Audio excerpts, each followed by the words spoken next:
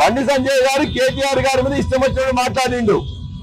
మరి మాట్లాడితే సమాధానం చెప్పడం మా బాధ్యత కాదా? ఆయన మాట్లాడింది ఆ భాషనే మాట్లాడదలుచుకోలే. బండి సంజయ్ ఏదైతే మాట్లాడిండో వాటన్నిటిని విత్డ్రా చేసుకుంటే మేము కూడా విత్డ్రా చేసుకుంటాం. బండి సంజయ్ ఇవాళ ఖచ్చితంగా బండి సంజయ్ మాటలతోనే ఆయన రెచ్చగొడితేనే ఆయన యొక్క కార్యకర్తలు వచ్చింది కాబట్టి ముఖ్యంగా ఆయన మీద కేసు నమోదు చేయాలి. సహాయ మంత్రి అయినా ఏదైనా కూడా ఇవాళ ప్రజలకు ఆయన వల్ల ఒరిగేది ఏం లేదు. ప్రజలను రెచ్చగొట్టడం తప్ప, మతం పేరు మీద రెచ్చగొట్టడం తప్ప ప్రజలకు ప్రజల సమస్యల మీద ₹1 కేంద్రం నుంచి తీసుకురాలే. మంత్రి హోదాలో ₹1 తీసుకురాలే. కానీ ప్రజల మీద ప్రజలతో ఇలా చెరగాట మారుతున్నాడు. కాబట్టి బండి సంజయ్ మీద కేసు నమోదు చేయాలి.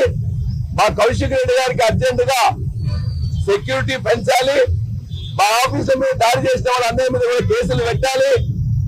మా యొక్క కార్యకర్తలు లేకపోతే సోషల్ మీడియా కార్యకర్తలైన క్రిషాంక్ గాని అనవసరంగా కేసులు పెడుతూ బెయిల్ వచ్చిన తర్వాత కూడా ఇలా బీహార్ రాష్ట్రంలో చేసినట్టు నెంబర్ లేని వెహికల్ మళ్ళీ తీసుకొని పోవడం అంటే మనం ఎక్కడున్నాం? ఒక ప్రైవేట్ వెహికల్ లో తీసుకుపోయి మళ్ళా ఇలా జైల్లో పెట్టే ప్రయత్నం చేసిందంటే నిజంగా ఇక్కడ పోలీసు, కాంగ్రెస్ పార్టీ, ప్రభుత్వం, బీజేపీ అందరు కుమ్మక్కే చేస్తున్నారు. ప్రజలు చూస్తున్నారు.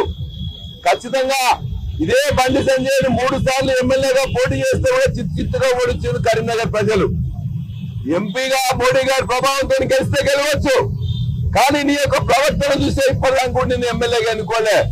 మరలా ఇవాళ ఇదే పనులను కొనసాగించినట్లయితే ఇదే బండి సంజయ్ని కరీంనగర్ ప్రజలు మరలా ఎంపీగా కానీ కౌన్సిలర్ కూడా గెలిపించారు.